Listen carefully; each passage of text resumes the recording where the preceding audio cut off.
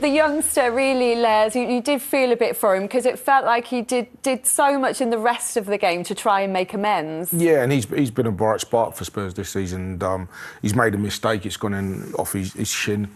I don't think he needs to apologise. The fans could see that he was working hard to try and rectify what was going on. It just didn't happen for Spurs tonight. You know, whatever they tried to do just didn't come off, and as much as he pushed and pushed and pushed, you know, they huffed and puffed, just couldn't get anywhere AZ's goal today. And as much as a lot of questions will be asked about the Spurs' performance, do we have to give credit to AZ Alkmaar as well? This is a side 6th in the Eredivisie, Owen.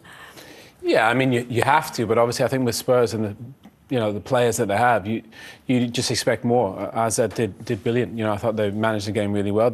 I think they saw Tottenham's flaws and they exploited them really well. I think Ange said before the game the two wide players are dynamic, and it showed that, you know. So I just thought game plan from AZ was really good. Tottenham, I don't know, it's like they came not to lose the game, and they played that way. The last 5 minutes they really had a go, and I just thought they looked like if they played that way the whole game they would have won. But I just think maybe from the off they didn't want to lose the game, and I think in that show. But to Bagval, I feel sorry for him because you can make a mistake, but a 19-year-old shouldn't have to apologise.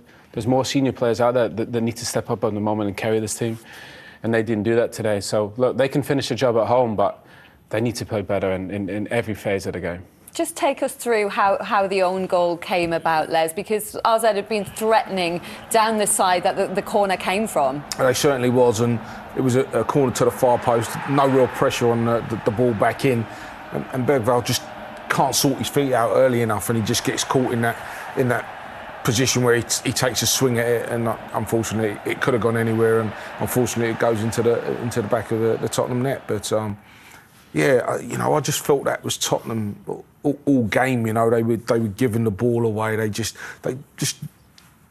didn't impose themselves. They needed to impose themselves. They didn't. Sat back and they just worked off their mistakes. And AZ could have had more as well, couldn't they? There was that chance in the first half, Owen, where Troy Parrott was through one-on-one. Oh, to be fair, he should score. Danzo puts his hand up trying to play offside when he shouldn't. He should just get across.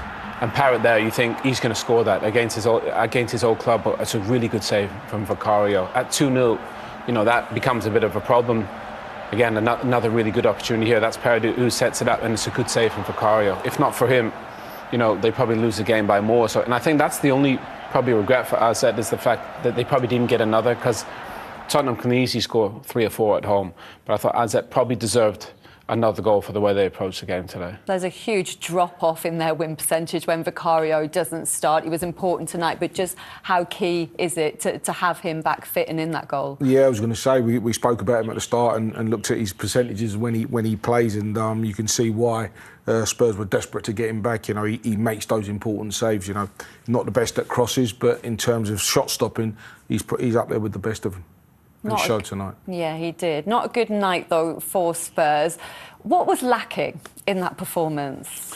You know, I just think urgency. You know, I think you need a bit of urgency. Even here, Danzo, you know, that's an easy pass. The doggy, you know, goes inside, it's not on. He plays it out wide, it's picked off. They were sloppy.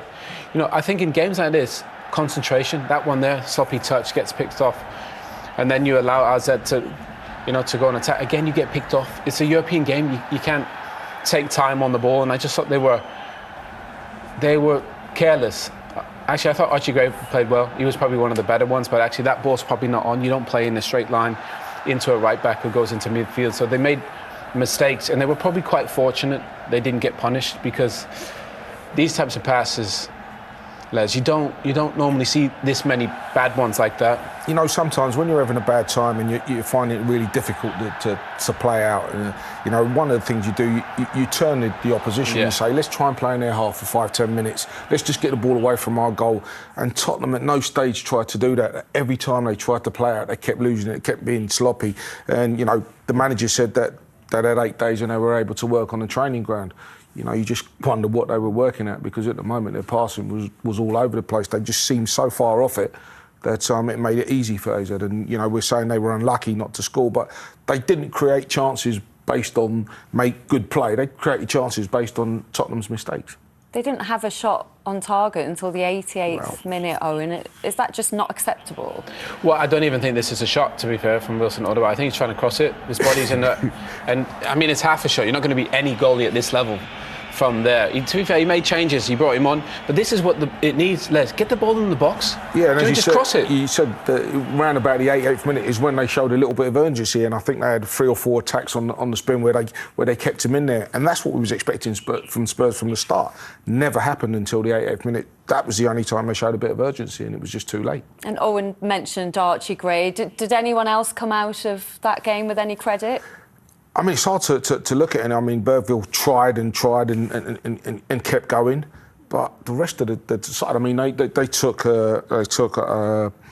tell off at half time, and I felt sorry for him because they just never had no service. They never had anything to run onto. They never had any passes into them. They could have taken any one of those front three off. They tried to change it round, and they still lack that penetration. My biggest concern now is the injury to.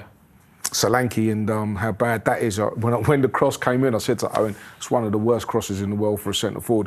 You have to go for it, but you know you're going to get clattered by the goalkeeper, and that's exactly what happened to him. And that's his first appearance since mid-January. It just seems to be they just start getting a couple of players back, and then another one ends up on the injury list, and it's been the story of the season. Yeah, and they can't afford to lose him. You know, they desperately need him. Son, again, he was quiet today. You're going to get it, aren't you, Les? It's one of those crosses where it's just floated in, and you feel as a centre forward, I ain't had many chances, I've got to go for this. But you know the goalkeeper's coming to get his goalkeeper's ball the whole way, and look where his knee is, right in his back.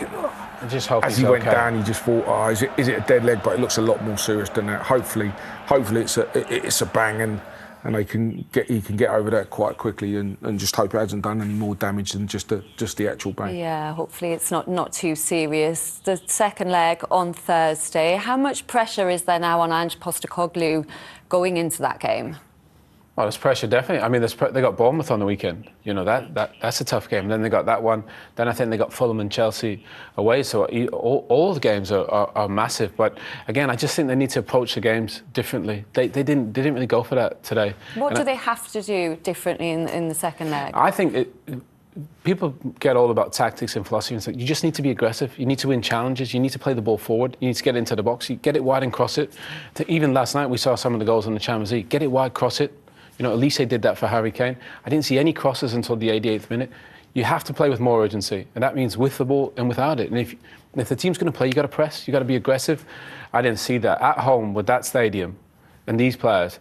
You know, they should be able to punish Ardset. But the way they approached the game today, you know, they could not win that game, so they need to be careful. Well, let's get some reaction now from the Spurs captain, because Heung-min's son has been speaking to Becky Ives. Well, Sonny, how far off the performance levels that you wanted to show tonight were you? No, I think it's no good near of where we should perform, and I think it's very disappointing that we're performing like this, including me. I think it's a big wake up call, because I think it's next week is coming the biggest game of the season. So yeah. With the type of game it was tonight, was there too much caution in the first half, possibly? I really don't think it was too much caution, but I think it was just like, yeah, it's always tough to playing in Europa League away games, and I think we didn't. I mean, it looked like we didn't create anything also in the first half, and yeah, it was very sloppiness and not performing that way where we should, and yeah, I think we just got to be big wake-up call and for the next week.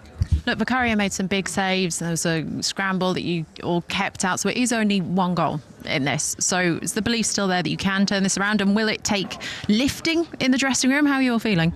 No, I mean, everybody is very disappointed about the individual performance and team performance, and yeah, we have to look ourselves, and it's no excuses. It was not good enough, and no near where we should perform. And yeah, it's as you said, I think it's just 1-0, and it's still not finished. And yeah, next Thursday we have to be much better than what we did today. Sonny, thank you. Thanks. Heung-min's son saying it was nowhere near their level. A very downbeat Sonny there, a wake-up call for them. Is he right, Les? There should be no more excuses. Yeah, there can't be any more excuses. If they go at this competition, sitting 13th in the league, in the Premier League, you know, this is a real bad season for Tottenham if that happens. They've got an opportunity to turn it around next week. They need to be 10 times better than what they were tonight to be able to turn this result around. But they've got the opportunity to do that, and they were nowhere near the levels they need to be at to compete in this competition. So, yeah, he's correct. Just one goal in it, though, so the chance to turn it around. When we come back, we will hear from the manager, Ange Postecoglou.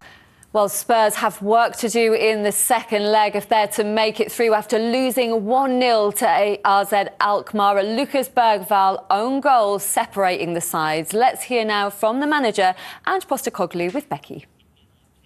Well, Ange, it's just the halfway point, but what's going through your mind after that? Yeah, look, not a great night for us. Obviously a disappointing result, but really disappointing performance. Just never got a grips to the game.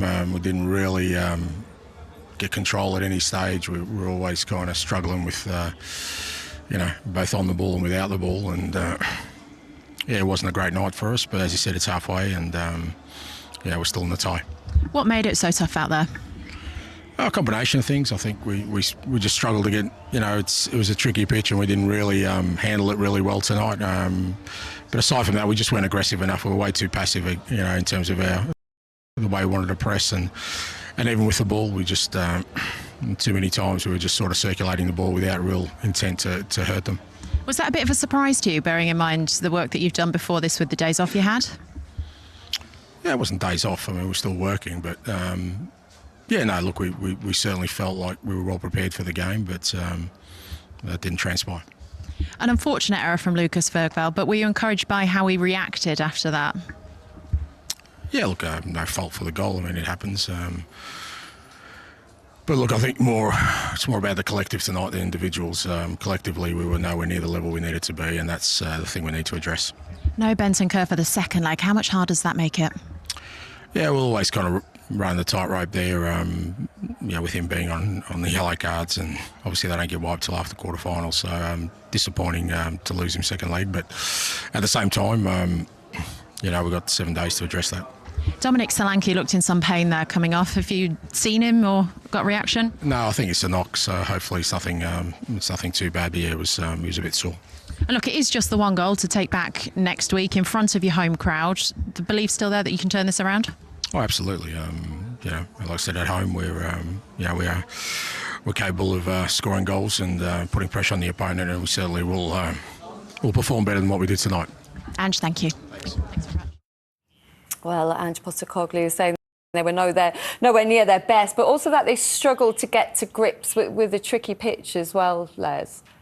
Yeah, I wish he hadn't said that. You know, we're not there, and so I don't know what the pitch is like, but, you know, they seem to play all right on it.